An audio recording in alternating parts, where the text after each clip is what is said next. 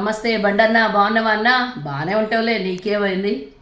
ఒకప్పుడు జెడ్పీటీసీ గానికి మెడల పుస్తెళ్తాడు అమ్మినావు.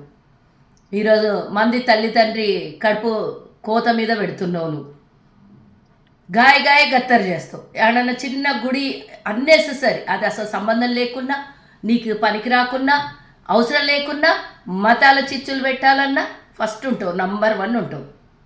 మరి ఈరోజు ఏమైంది తమ్మి? అన్ననో తమ్ముడో ఏమైతో తెలీదు. రాష్ట్ర ప్రజలకు కేంద్ర సహాయ శాఖ మంత్రి, ఎవరికి సహాయ శాఖ మంత్రి? హోం సహాయ శాఖ మంత్రి ఈరోజు తన కొడుకు చేస్తున్నటువంటి గబ్బు పళ్ళకు సహాయ శాఖ మంత్రియా? నువ్వేమో తంబాకు, నీ కొడుకేమో గంజాయి. బేటీ బచావ్ బేటీ పడావ్. బండన్న కొడుకు నుంచి బేటీ బచావ్. దేశం ఎటుపోతుంది? ఆడపిల్లల్ని సమాధి చేసినటువంటి మీ పార్టీ లొల్లి చేస్తారు. మీ మహిళా మోర్చా ఎడిపోయిందమ్మా? ఈరోజు లొల్లి చేస్తలేదమ్మా. మరి ఈరోజు ఏ ఆడపిల్ల అయితే నాకు అన్యాయం జరిగిందో, మైనర్ పిల్ల, 17 ఏళ్ల పిల్ల నన్ను ఇబ్బంది పెట్టిండు అని ఎక్కడైతే కేసు పెట్టాలనో ఈరోజు లొల్లి బయటకు వచ్చిందో, ఆ లొల్లి ఈరోజు హిందూ అమ్మాయి కాదా? హిందూ ఆడపిల్ల కాదా? భారతదేశంలో పుట్టిన బిడ్డ కాదా? హిందువుల పుట్టిన బిడ్డ కాదా? మరి ఇదే ఇంకొక లైంటే ఈరోజు ఇదే ఇంకో పార్టీల్లోనో లేకపోతే ఇంకో ముస్లిమోలో ఎవరినన్నా ఈ విధంగా చేసింటే ఈరోజు గుడ్డలు చింపుకుంటున్నారు. హైదరాబాద్ నడిబొడ్డున ఈరోజు నడబేరి చేస్తుండ్రు.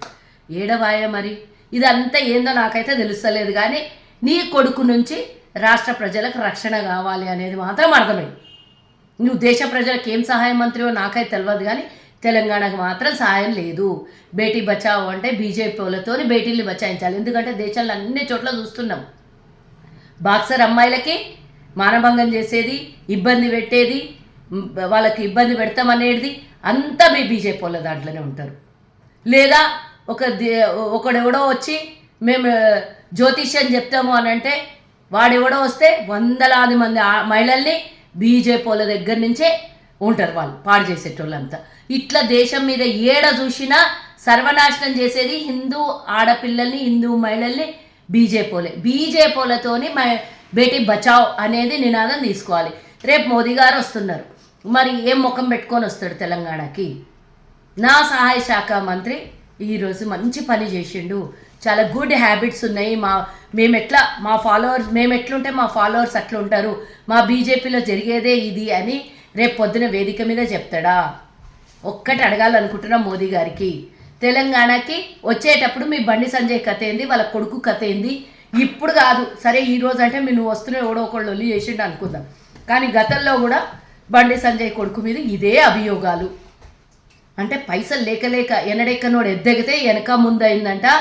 అప్పుడు తాళి అమ్ముకున్నాడు, ఇప్పుడు మంది తాళీలు తెంపడానికి రెడీ అయినటువంటి మీరు అప్పుడు పైసలు లేకుండే, ఈరోజు మస్తు పైసలు వచ్చినాయి.